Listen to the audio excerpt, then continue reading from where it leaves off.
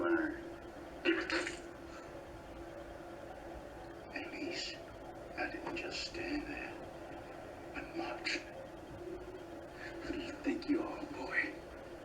I've been here a few more years than you have.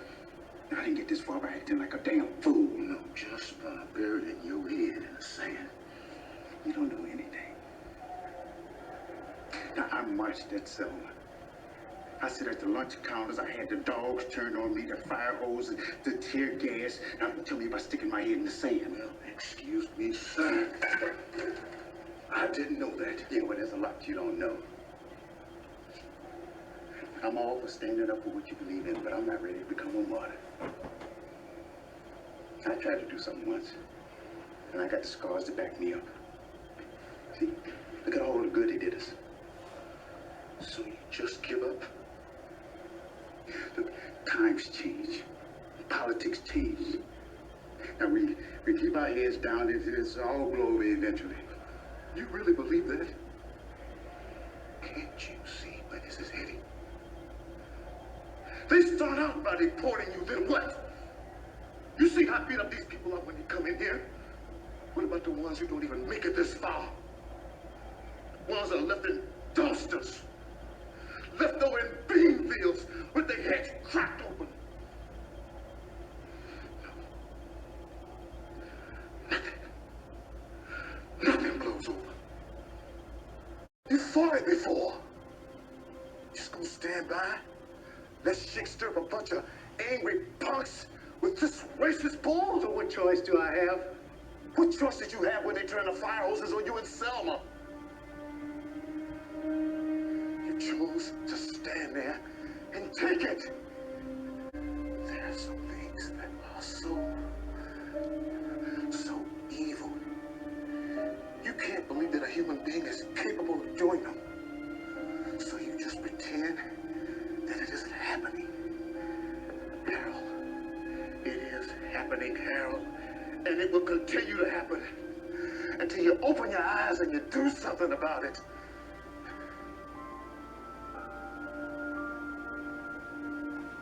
This makes me sick.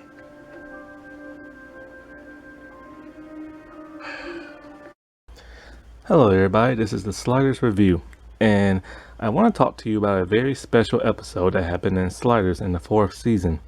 Now, the audio you just heard is from that episode, and this month is February, and February is very important for 2 different reasons. One, Valentine's Day, which I do plan on making a Sliders Valentine's Day episode very soon.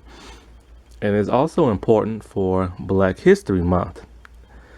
And there is a very, very special episode of Sliders that deals with aspects of racism. The episode is called California Reich. This episode takes inspiration from the 1975 documentary called California Reich. In that movie, it depicts a group of neo-Nazis living in California. Another thing I didn't know this episode was based off of until last night is a proposition that was passed in California back in 1994. Prop 187, which is Save Our State, or also SOS, in which a ballot that got passed where illegal immigrants were not allowed to have certain social services such as non-emergency health care, public education, stuff like that.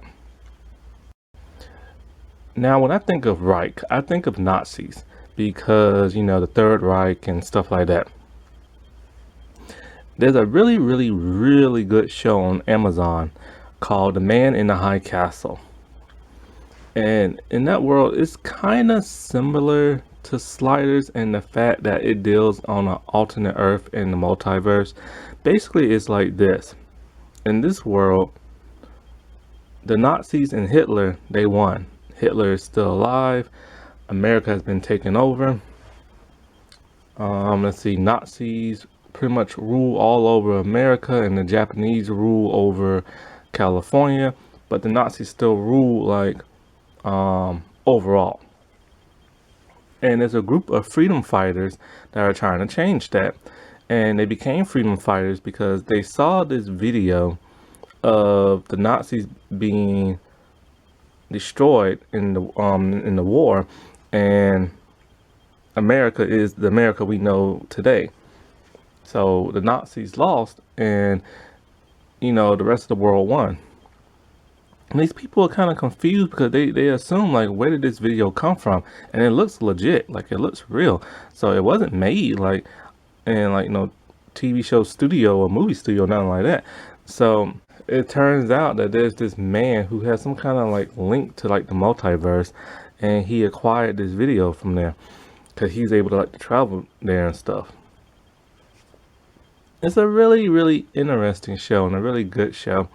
The only thing that sucks is the third season. The third season is a huge letdown because a lot of characters we know and love and grew with on this show, some of them end up dying or just disappearing with no explanation. And it's just a really unique take on something that could have happened, and thank God it didn't, because there's no telling what the world would really look like if the Nazis would have won. This episode of Sliders deal with racism on an extreme level. I was very shocked that Sliders decided to go like that far, because they went a little in that direction in like other episodes, like in the third season, where Maggie gets turned into that symbiote thing. Is like young people are oppressed and they have to have their organs taken out and given to like rich older people. And then another great example is in season 2. One of my favorite episodes is the one where Quinn is constantly like refalling in love with his old high school sweetheart Dalen. And in the opening of that episode, we see that America is owned by the Spanish, and everybody speaks Spanish there. And if you're an English speaking person, you can't really find a job. If you do find a job, it's either like fast food or like house cleaning, and then you get deported, like say to Canada or something like that. And that episode, it only dealt with that for like a few minutes, and then it went to something completely different. So I really don't see that as like so much slavery, oppression type stuff. But this episode fully goes there. It starts off when we see an Asian man getting the crap beat out of him by a group of white guys. These white guys are later established to be roundup guys, and they're known as stompers, and they have the Nazi tattooed on their arm. And so after the beating the crap out of this dude, the man's like completely confused. He don't know why he's getting beat. And so they see his wallet and they're getting ready to rob him. But then they see a picture of him with a white lady. And, and the one guy named, I think his name is Ralph, he says that, I got to pay your wife a visit. So that pisses off the Asian dude where they beat him up some more. So we're not really sure what's going on in this episode or why they're treating him like that, because they don't use no type of racial slur towards him. They're just like beating the crap out of him. Next thing you know, we meet our heroes, the Sliders, and they're walking in the street. They just slid onto that world, and Rembrandt is trying to find a job singing in like a bar, and he can't find no jazz bars. And so Maggie points out, different worlds, different tastes in music. And then as they're walking and he's looking through the paper, we see these same group of like white guys in their black van, and then they pull Rembrandt inside, and then they drive off. So the Sliders start chasing them, and then while they're in the car, Rembrandt's all like, look man, y'all got like the wrong person, I'm not who you think I am. And they're like, oh no, you're exactly who we think you are. And then they just start like beating them up with like brass knuckles and stuff. Now I automatically assume that, okay, maybe alternate worlds, doubles, maybe that the Rembrandt of that world did something really bad, and that's why they're beating them up and arresting them or something like that. But oh no, it turns out that the reason why they grabbed him and not the other sliders is because Rembrandt is black and the other characters are white. And it turns out on that, well, not necessarily in that world, but in that state, is extremely racist. And I mean very racist. In that state, they do not want anybody who is not white. It doesn't even matter if you're half white. You have to be 100% pure white in order to be in that state, because that's what Governor Schick, put in place. From there, Rembrandt is sent to a facility, which is like deportation, kind of like a big jailhouse. And there, he's there with other people. And I assumed, okay, it was gonna be a tons of black people, but then I started seeing other people. I started seeing like Asians, Hispanics, some people who look white. I guess they were like half white and something else. So it's kind of like, what is necessarily going on? And they're not really giving him no answers. They're pretty much just like roughhousing him, tasing him, beating him up and stuff like that. So when he gets in there, he meets a guy named Howard. Now, the actor who plays Howard is Henry G. Sanders, and he was in the Selma movie.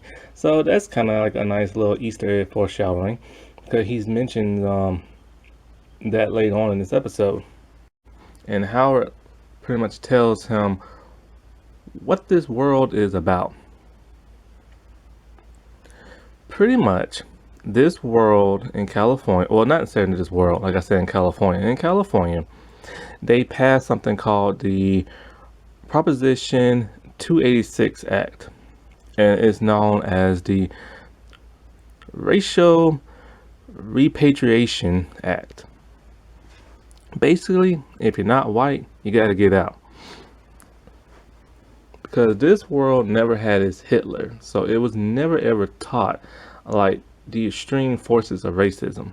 Even though they had the Nazi symbol, so that don't really make no sense. But so throughout this entire episode, Rembrandt and Howard are having this huge debate about what's fair and what's not, and how people should be treated, and race issues that they have all dealt with in their life.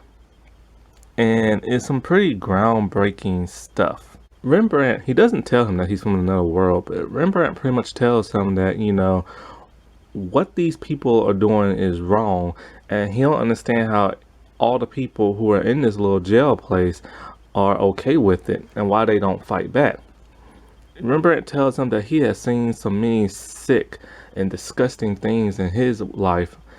He's not necessarily talking about like sliding to other world. I guess he's talking about the racism that he faces on his earth. One thing about Rembrandt, they never really go too far into his backstory, but they have hinted that he lived a completely different life than the rest of the other sliders, and and it's because he is black. And Rembrandt's an older man. He's probably about like in his 50s or like late 40s, early 50s, something like that, in this series. So, and this show was filmed in the 90s, the late 90s, and, and this world is similar to our world. The show is similar to our world, and it's kind of like, so Rembrandt has probably gone and seen some like horrific stuff in his time, And so these two men, they have one of the most profound debates throughout the entire show, where Howard is kind of like, he tried, he fought, he tried to like make things better for like people of his race and other races. He explained, how he sat in the cafeteria, how he was mocked, how he had dogs attack him, he had water hoses sprayed on him, he marched at the settlements. They don't mention Martin Luther King in this. I'm not sure if he's in was ever on that world, but Howard pretty much tells him, he him and other people, they tried, they tried and they tried, and no matter what, white people prevailed, and they ruled over like the minorities in that state and in that country and stuff. And Howard tells him, he hates how things are, but it's just the way it is, and he's not going to try to change that. He's not ready to be like a martyr and die for something he believes in. And Rembrandt keeps trying to like re-educating him, telling him, you have to fight for what you believe in. You have to fight for equality. You have to fight over racism, because racism is like a cancer that plagues the entire world. And no matter how much like you bleed and how much you sweat, you have to like stand up for like real, true values that really matter for humanity, not backwards like Neanderthal type stuff.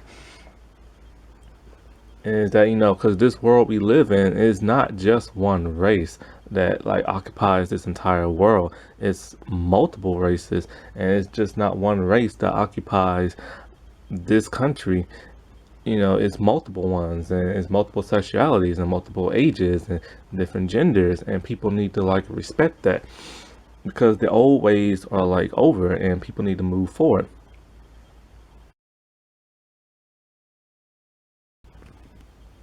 And it's very similar to what things we go through now. I mean, like racism, extreme racism back in the old days is over, but we still deal with racism today in society. I mean, just look what happened in the last couple of like years or so and stuff. And it's just like, it's not fully gone. Some people want to believe it's gone. Some people are taught that it's gone, but it's really not. There are those that people in this world that are extreme racists. There are people who are like hidden racists, and there are some people who don't even know they're racist because they've been taught a certain way and they don't realize it until somebody has to re-educate them. I remember back, I had a friend in college and she was cool. Me and her were like really cool. Me and her sister was cool. She has two sisters. One sister I met and was friends with, and the other one I've I've met, but we're not friends. And it's like, I thought to myself, okay, we live in the South and they're white and they're redneck, but we're all cool. And I've had friends of all different shapes and sizes and different backgrounds and stuff. And so it's like, one day we was having a conversation online. This is after college. We have been graduated and stuff, and we was having this conversation. And she's like a teacher now, and her students are like little kids, like kind of like preschool, kindergarten, first grade, something like that, elementary type stuff. And so we were having a conversation, and she was really upset about one of her students, and then she called him the N word. Now, I'm not for that word at all. I'm a black man. If you don't know I'm black, hey, guess what? I'm black. So anyway, now I'm not for that word at all. I don't use that word. I don't like when anybody else uses that word. I don't care what my race says. That word has not been taken back, because they still get offended till this day when non-black people use it. And so, like, it's one of those words I feel that just needs to be retired, and we need to move on from that. I mean, if you want to show it in a historical, like, documentary or historical movie that's accurate, then okay, fine, like, whatever, I guess, because, it did exist and stuff, and you have to teach people why it's wrong. But when you start making bad words, slurs, into, like, good words nowadays, in modern days, it's dumb. Plain and simple as that. It's ignorant, because you're not thinking about the people that were called the words years ago and were treated like crap and had the crap beat out of them, or are dead or committed suicide as a result of that. It's just we live in the world now where everybody's all like, ooh, it's fun to be ignorant and everything now. And it's just like, no, it's not. Plain and simple as that. And so, like, back to my story. So, like, my friend, she called her student the N-word, a little black kid. I'm all like, why did you do that for? And she's all like, oh, I'm not racist. It's just, that's what you call black people that are bad. I'm like, no, it's not. You don't call black people that word that are like bad. And she's like, that's how I was taught. I'm all like, well, you was taught wrong, and plain simple as that. And I explained to her how that word was created and how it was used, and and all them people who had their heads cracked open and like cotton fields who tried to like escape, is like, it is because of one race. They didn't like this other race, and they created a word to make fun of that race. is not a word you use to describe a bad person. You describe a bad person as just being bad or like hard-headed or something like that, you know? And so she apologized and all this other stuff. So and then it's like years later I found out that, like, you know, her and her entire family, you know, they kind of support a lot of racist type stuff. And I remember, like, when I said I was friends with her other sister, I assumed she wasn't racist either, because like, she's married, she's white, and she's married to like a white dude, but she loves Asian women. So I assumed, okay, you know, and she has so many friends that are of color. Almost her entire friend base is like people of color. So I assume, you know. But then when you start seeing her support like racist views and stuff online, it's kind of like, you know, I now see the way you was raised in your family. Because I remember like her other sister, the one that I said I met but I'm not friends with, and I remember it was the strangest thing. I didn't think about it really at that time until years later. It's like, okay, they was waiting for their ride to pick them up, and I was talking to the two sisters I used to be friends with, and the other sister, she didn't even like acknowledge my presence. She didn't turn around to talk to me. She didn't talk to me, period. She was just on her phone. And I assumed, okay, it's like typical like people stuff where they're just on their phone. But like as we're like having conversations and trying to talk, like she literally would not acknowledge my presence there. And I don't even know if she knows what I look like. And so, and now that I know that her family was like taught in very racist ways and she has a lot of racist family members, it's kind of like, okay, now, like, you know, I get it now. I know why you didn't look at me or acknowledge me and stuff. So the other part of this story, since Rembrandt and Howard are having their racial debate, the other part of this story is with the other group of sliders. They're trying to figure out what's going on. Was when they were first chasing down the van trying to get Rembrandt back, they got stopped by sanitation. And they telling this man move his truck. And when they turn him around, he's not even looking like a man. Like he some kind of like weird robotic alien looking thing. And so Quinn deduces that this thing is probably some type of android because of the way his face looks and how like his stare is so blank and how he's not like really responding to anything they say. He just keeps sweeping and doing his job.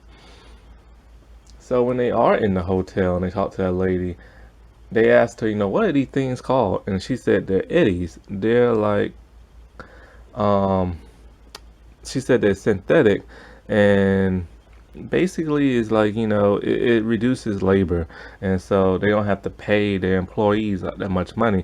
They can just get the eddies, and the eddies do it for free. Basically, it's like slavery. So when they go to the Chandler Hotel, they talk to a woman, and so like they're trying to figure out what happened to Rembrandt, and they explain, you know, he's a black man and stuff, and she's all like, shh, like keep your mouth shut, like if people hear you I could lose like my license and everything like that. And they don't understand why, and she tells them like, you know, she don't know where they're from, but it's best if they find their friend Rembrandt and get out of town as fast as they can. And so they quickly realize, well, except for Colin, he doesn't understand, and they quickly realize that the state of California is very racist. Now, Colin grew up in a world where there was no racism, so he didn't see any of that. So they're now trying to find out this building in which Rembrandt is probably held up in. While they're in the hotel, they meet a boy named Kurt. Now, he's the son of the lady who owns the hotel.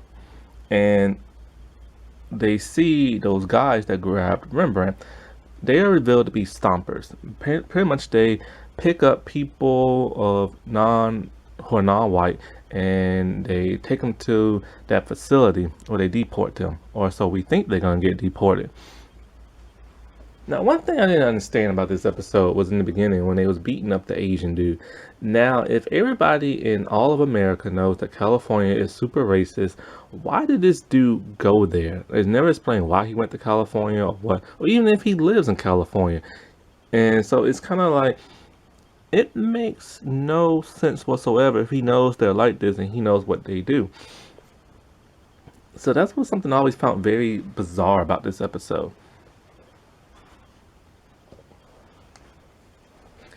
And so Quinn, he tries to get like information from the Stompers and try to find out, where they might have Rembrandt. So he pretends to be like, for Governor Schick, who's running for president, and pretend like he's for their campaign and stuff.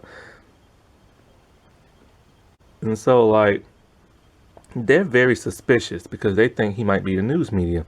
So they beat Quinn up to where Maggie and Colin have to help Quinn out, and they pretty much beat the guys up. Quinn is no longer that superhero type guy he was in the third season, beating people up. And now he's getting beat up. So I always wonder what happened to him that turned him into such a wimp. During this fight, the hotel lady, she gets injured because her son tries to like help his friends out because he's a stomper too. So he picks up a chair and he tries to hit Quinn in the head, but he ducks out of the way and his mom gets hit. So she has a really bad concussion. And they're all like, we need to take you to the hospital. And she's like very adamant she does not want to go to the hospital. And you can kind of probably guess why that is. Oh, Kurt is played by Shane West. Back at the little racial facility place, Rembrandt has decided he's not going to take this crap no more and he's just going to escape. So he gets this huge like metal pipe type thing and he tries to escape. Howard tells him, you're wasting your time. They're just going to recapture you. You're not going to make it past the gate. And Rembrandt's all like, stay here if you want to do. But he literally says he's about to bust a move. Sadly, Rembrandt is the one who got busted up. It's the part where he gets tased and he gets kicked and beaten. And then the screen fades to gray. And all you see is like Rembrandt's feet sticking from behind the van, and he's constantly getting like kicked and beat. And you don't see his face, but you hear like his agony and stuff. When he goes back to the facility, he's spitting blood up, and it's pretty brutal. Like Rembrandt really gets the crap beaten out of him, and it shows too on his face. And the guy, that's the Howard guy. That's when he tells him, you were wasting your time. People have tried to escape before. He tried to warn him. And Rembrandt's all like, at least I tried to do something instead of just sitting here on my butt. And that's when Howard gives him the speech about, how he tried to make a difference and how he tried to do this and how he tried to do that. And it got him nowhere but put in that place. And then Rembrandt finds something out very interesting. He tells him when that Prop 286 got passed, why did Howard vote? And Howard is just like silent, and Rembrandt's like, oh man, you're a part of the reason why you're in this place to begin with and why people are treated the way they are, because you didn't vote and you had a chance. And voting is something that is very important and very powerful. You don't always get the results you want, but in my opinion, it's your duty as an adult to do that. It's like one of your rights. Because, as a kid and a teenager, you're not allowed to do nothing. And so I never understood people who don't want to vote. And then they always complain when the person they don't want in power gets put in power. And it's kind of like, well, if you didn't vote, then why are you complaining? Back with the Sliders, they're now in the hospital with Kirk and his mom. And as the doctor is examining his mom, she wakes up and she freaks out because she didn't want to be taken to a hospital. And like she is freaking out. And then it's revealed why she's freaking out. The doctor gave her a blood test, and it turns out she has what's known as racial impurities in her blood, or in her DNA, I should say.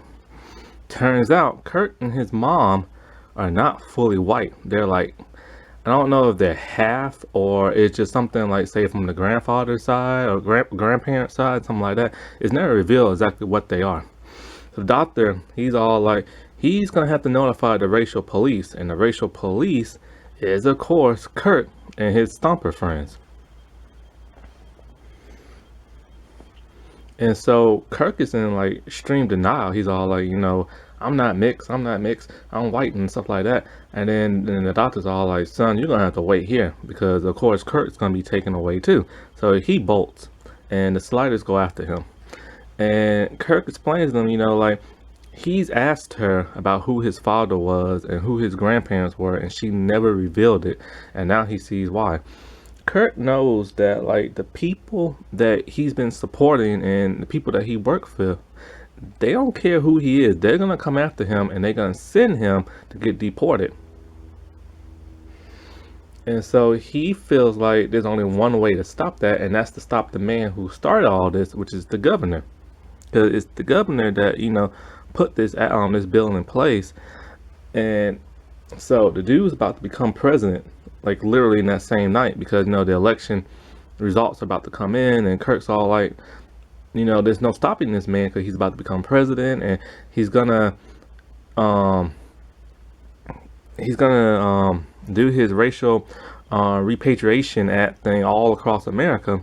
So Kirk decides he's just gonna assassinate him. Which that is never the way to go. You're never supposed to assassinate anybody, especially a political figure. That's just wrong on like so many levels. So back with Rembrandt and Howard, they're doing laundry.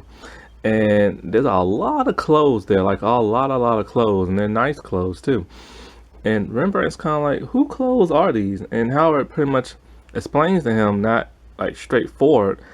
Um, and Rembrandt deduces that, oh, these are the clothes of the people who get sent here and get deported, or the people who die and get buried and stuff. And Rembrandt is once again lecturing him, trying to reprogram him or re-educate him, the saying that how can you just stand there and wash these people clothes when they are you, and you are part of the problem. And so Howard is starting to starting to get like re-educated very slowly and starting to realize what Rembrandt is saying is true.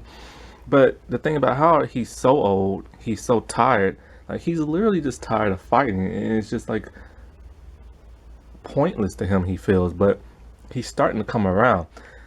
Same way Kirk is starting now to come around to how he's been living his life is wrong. So the Sliders and Kirk break into the facility that Rembrandt is in because now Kirk's mom has been sent there. And so when they break Rembrandt out, Howard doesn't want to go. He's too scared of leaving because he told Rembrandt, if you try to leave, they will shoot and kill you. And so Rembrandt leaves him behind. And so they go looking for Kirk's mom. Now it's time to unpin something. In this facility, people don't stay there forever. Either you get deported, you die from trying to escape, or you get sent to reprocessing. And nobody knows what reprocessing is. Even the people of California don't even know what that is. Even some of the stompers, they don't even know what that is. The only people who know that is like the higher ups. So like Governor Schick and the people who run that facility. Turns out reprocessing are the Eddies. They take the people who they call migrants, who are non-white people, people of color. They take those people and they turn them into Eddies. Now the process with Kirk's mom is not complete. She only has half of her face that's still human looking, the other half is an Eddie. Basically what they do is this. They lobotomize you. They drill these giant holes in the sides of your heads, and then I guess they then somehow they brainwash you. I guess they put like technology in your head that makes you docile and make you non-responsive, and then they graft kind of like this synthetic material around your face that makes you look like like some type of alien robot type thing. So basically these like people of color are now slaves in this one state, and the governor plans on doing that for the entire country. So as they're trying to escape, they get caught, and the guards come there with guns. Well, Howard decides he's gonna help Rembrandt, so he's like choking the life out of like the head guard that's there, and then Howard gets shot in the back and dies. Now, one part about this is the editing. The editing is really weird because as Howard is choking the man, they keep re-looping the same footage of Rembrandt staring at Howard doing it. And then when Howard dies, that's only then when Rembrandt reacts. And then, his friends throw him in the car and then they head out of there. And when it's edited, when they drive away, they kind of like match two clips together where it kind of fades into another one. And so the editing on that is really weird. I don't know what happened during filming. And it's like, and some people, they do start to see like the light in the better way, and they slowly do get like re-educated. I remember I had another friend in college. She's white, and she's very country redneck. Like you can tell in the sound of her voice. And every person I've ever seen her hang out with has always been like a person of color. And I'm friends with her. She was friends with this girl who's Filipino, and she hangs out with tons of people that are like not white really. And she does hang out with people that are white. Like she don't hate her race, nothing like that. It's just she hangs out with everybody. Let's just put it like that. And one day I was hanging out with her in her dorm, and she was telling me a story about her that completely surprised me. She revealed to me that she used to be racist, not just racist, but like extreme racist. She used to hang out with members of like, extreme, like, xenophobic type racist skinheads, white extremist people. Like she used to go to their groups, sit down, listen to them like talk about their hatred and stuff, and she used to literally just be one of them. I don't know. And then something changed her years later, and she started becoming a little bit older. I don't know what changed her, but something changed her, and it was just like, oh my God! It's like, first of all, I'm in the dorm room with her by myself. So I'm thinking, oh God, please say I don't die. And so then it was just like a strange like revelation and it's kind of like a huge reveal, and because it's like I never would have guessed that about her. Never. She's so friendly. She has so many friends of color. I remember my birthday, she gave me money, and so it was kind of like I never would have thought she was one of those skinhead type people back in the day. But some people do, change their ways. Some people don't, and some people reverse and go backwards. But it was just like so shocking. So when they're back at the hotel, they're trying to like help Kirk's mom, and Kirk's upset, and he telling how like Schick's about to become president, and how he has to stop him, and he runs up to his room, locks the door, and then jumps out a window. But first he grabs the gun, and so when the Sliders get there, they realize what he's gonna do, so they have to stop him, and they only have an hour left until they slide. So they're having now a debate, and Rembrandt's kind of like, maybe Kurt should kill, the governor dude. And the other ones are like, no, he can't do that because Secret Service is going to take Kurt down the moment he gets within a couple of feet of the dude. And, Rembrandt's kind of like, this world never had their Hitler. So maybe it's time to reveal, what this dude's about and let Kirk just do it. And like I said before, you're never supposed to kill, assassinate nobody like that. So Quinn comes up with the idea, okay, let's just expose this dude for the governor for who he is and what he's really doing, and showing what that facility is really like and what the Eddies are really like. So they hijack a bunch of equipment and they broadcast it for everybody to campaign to see. And it's Rembrandt, he's doing all the talking, explaining how racism is wrong, how can you people allow this to happen. And then he reveals Kirk's mom, I think her name is Vanessa, and they show, well, he shows the human side of her face, then he slowly turns around to show the Eddie side of her face, and the people are like in gasp, like they're shocked and surprised that that's what an Eddie is. And so then the people turn on Governor Schick. Now this is the part that never made no sense. It's like, okay, the white people of California have been so hateful, so racist for so long, and then once they find out that the Eddies are like people of color, people they don't like, then they all like, oh my God, this is terrible, we must change our ways. And they literally change their ways within the drop of a hat. And it's kind of like racism doesn't go away that fast. It takes like a good while. And so it's kind of like, that's just the part, like, this is a good episode, it's just not a great episode because some things are kind of rushed. And so next thing you know, the Sliders, they slide off that world and they slide into a hospital. And there we see that this is a better world. We see like black doctors and nurses and stuff, and they pretty much, ask, because they only have 2 minutes on that world, so they need to know if the doctor can fix her or not. And the doctor's like, he's not sure, but he'll try his best. And Rembrandt tells, the dude, the Kurt guy, like, this is a new world. Make this a better life for you and your mom. Don't go back to that old ways you used to be. Like, now it's time for the change and be a better person. And so then they slide out of there and the episode ends. And it's like I said before, this is a very good episode. It is very like jaw dropping and just like an eye opener. It's not great in my opinion, only because like the part with the Asian man in the beginning didn't make no sense if he known that that state's very racist. When the racist people decided to turn a new leaf within a couple of seconds, that didn't make like no sense. Personally for me, if I was writing this episode, I would have reversed the races. Instead of having the white people be the racist people, I would change things on its head and have black people be the ones that the dominant race and they're the ones that racist. Only so because for a couple of reasons. One, it's like something totally different that you really don't see. Two, it's a complete eye opener that will cause people to pay attention a whole lot more to so this is what these races are really going through and how they act and why they say we're wrong and stuff like that. So it would have been more of an educational thing if it was kind of like the reversal, because then you really would have paid attention a whole lot more if it was like the other race and stuff instead of the same old stuff we always see all the time. And it's really sad, like like I said before, in this country, like things have changed a lot from what it used to be, but it still lingers. It's still there. It's just a lot of people don't see it.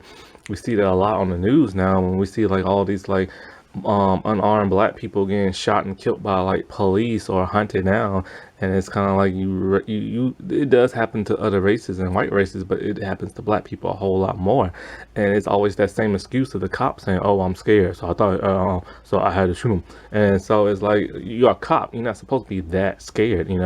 You're trained not to be scared, and you're trained, and then you also because like I remember one time, because like I like to ride my bike around, and so I'm riding around, and I ride around like neighborhood areas and stuff, and I got pulled over a couple of times by cops just by riding my bike. Now I was riding on the left side of the road. I didn't know like you're not supposed to do that, but it's like I said, it's a neighborhood area. It's not like I'm in the highway or nothing like that. And so one cop's all like, oh, if you do it again, I'll have to like give you like a fine or a ticket. And then I remember one time this one cop told me like to come here. I'm like, okay, what does he want? So like I'll come there, and he's all like, don't I know you? I'm like, no. He's all like, you sure? I don't know you. I'm like, no, you don't know me. And so being a nosy, observant person I am, I look inside his car, and he had his little computer monitor on, and he was looking for a suspect, and that suspect just happened to be black. And I'm thinking to myself, I don't look nothing like this black dude. So did he assume I'm like him and started asking and crap? And like I remember one time I was riding around in just a neighborhood area, and I had like a hoodie on and some black shades. I was looking like the Unabomber pretty much and stuff. It's like, but it was cold outside, so, and I don't like the sunlight, so I put shades on. So I mean, one time I was riding on the left side, and I'm just riding around, and a cop literally just pulls up in front of me and stops, and then he's asking me where I'm going, why I'm going there, and I'm just like, I'm just riding around. And so he's basically just like interrogating me and crap. And I remember he's all like, oh, you did nothing wrong, this is just a routine stop. I think myself, a routine stop? This is a neighborhood. There's no routine stops in the neighborhood. I remember back when I was in college, late on a weekend night, they had routine stops because a lot of college students would come back drunk and stuff. Now that's a routine stop, and this wasn't. And then I'm thinking, if it's a routine stop, why didn't he stop the cars that was driving by on the right side? And so he asked my ID, and he looks me up and saw I had no criminal record, so he lets me go. And I asked him point blank, like, why did you stop and pull me over? And then he got pissed because I questioned him and everything. And it's kind of like, I just decided, you know what, I'm just going to leave this be and just leave. And, you complain about it and nothing happens. And it's wrong how they always like profile people. And like, I remember, like one time me and my friend in college were driving around to the beach, and so we're like on like the bridge and stuff like that, and All because, like, like when a stormtrooper took off his helmet and revealed to be a black man and people lost their minds. It's like, God, it's like things really haven't changed that much. Like, it changed a lot, but it still lingers around and stuff. And you see it like all the time. You see it like in comment sections on YouTube. Like, there's a group of people known as like the fandom menace, and basically it's just a group of people, mainly are like white guys, and they managed to wrangle in a couple of like women and a couple of people of color, but it basically is white straight males on YouTube. They make these videos and they're always complaining about woke culture, Mary Sue's, SJWs, people of color taking their roles, and anything to do with like the LGBT community. And they're constantly complaining about it in the videos. Now, like two good examples of this is, or three good examples of this is Doctor Who with the female doctor, Star Trek Discovery, and Batwoman. They hate these shows. I understand why they hate these shows. I never watched Doctor Who, but I don't like Star Trek Discovery, and the Batwoman show is not very good. Like, I'm actually surprised. Like, it's all right. It's just not great as some of the older first season Arrowverse shows were. And so it's kind of like when they're complaining about the stuff that's wrong in these videos, they constantly are always bringing up, oh, oh, strong woman this, or like, oh, they have to make it so like agenda-ly with the whole, oh, this person's gay, or they always talking about, oh, they only like this person because this person's black, and that doesn't make like a good superhero, blah, blah. And it's always the same argument with them. It's always about women. It's always about people of color. It's always about LGBT people. And it's like, that's not good arguments to make as to why a show sucks or this and that. And then when you call them out on it, they're all like, oh, I'm not racist. Oh, I'm not prejudiced. I like Geordie from Star Trek Next Generation. But then when Ruby left, she literally left social media because she was getting bullied. And then she left the show altogether. And then they replaced her with a black actress. In the moment they replaced her with a black actress, I knew exactly what was going to happen. They went on the attack the moment it was announced that the actress was going to be black. They didn't know anything about this actress. They didn't know her name. They just went on the full attack. I'm like, oh, now they went from like a lesbian character to now a black lesbian character. And that's going to make a great superhero and stuff. And it's not about the race. It's about the this and the that and the blah, blah, blah, blah, blah. And it's like their arguments could be sound if they didn't make it always about race. And they're constantly calling her Batwoman and all this other stuff. And it's kind of like, how small is your little pina colada the way you feel so intimidated by a woman or by a person's race or a person's sexuality and everything? And then if you do end up getting replaced, that's going to be the reason why, because you're insecure. You know what I'm saying? I mean, look how racist Hollywood is. I mean, there's so much whitewashing going around that is insane. In every like major movie that's coming out that's supposed to center around a certain like ethnic group, they cast like a white person instead, or they'll cast a person who's like very, very light skinned. The Last Airbender was a disgrace to its source material. It's supposed to star tons of like Asian people, and what did they do? They casted white people as the heroes, and they cast East Asian people, like people who are like Indian and like Pakistani people, as like the villains. And then not only that, but then look at like reality TV shows like Big Brother or Survivor or The Bachelor. Like, they're predominantly white with a few sprinkles of like people of color, because they're trying to like cater to a certain group. But the thing they don't understand is that there are other groups that like that too. And it's just terrible that we still living in times like that, and it's 2021. And it's kind of like, you just have to understand something. The world is moving on. The world is trying to be better than what it was in the past. This is why so much like cultural change is now happening. I mean, cultural change happens all the time, like constantly. One decade is completely different from another. The 60s had a way they used to dress in that. And then the 70s was different. And then the 80s were different. And then the 90s were different. Just like how music changes and stuff, and how like TV shows nowadays. TV shows are now dark and gritty. They're no longer episodic. They now have story arcs, and they are taking issues in the real world and constantly like shoving it down like people's throats on TV for like certain reasons, because times have changed. It's not like the old days, like Star Trek. I miss the old episodic type of Star Trek, and it's not like that no more. Now it's all dark and gritty and story arcs and stuff, and it's just like times are just a changing, and people have to move with the times. You can't stay stuck in the past, because you're gonna get left behind, and then you will get replaced and stuff. And it's like things are always changing. Like, who knew black people would be free? Who knew black people would be able to vote? Who knew women would ever be able to vote? And stuff like that. And it's just like, times are just changing, and people have to like just move on and change along with it. I mean, you don't always have to agree or accept it, and you don't have to necessarily do what they do, but it's kind of like you need to understand that the world and people in it don't look the same, don't act the same, and you have to respect people and their differences and their beliefs and stuff. Because if everything was the same, it would be pretty bland and boring. Like, you know what I'm saying? Alrighty, I'll talk to you later.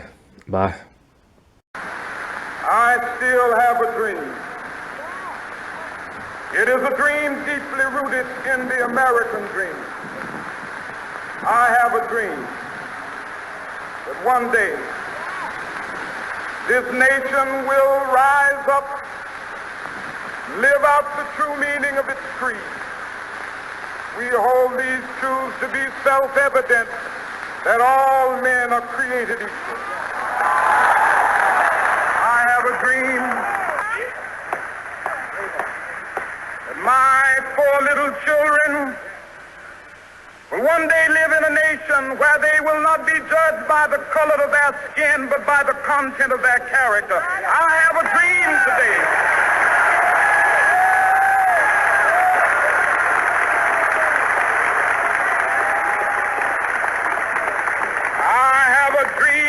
One day, down in Alabama, with its vicious racists, with its governor having his lips dripping with the words of interposition and nullification. One day right there in Alabama, little black boys and black girls will be able to join hands with little white boys and white girls as sisters and brothers. I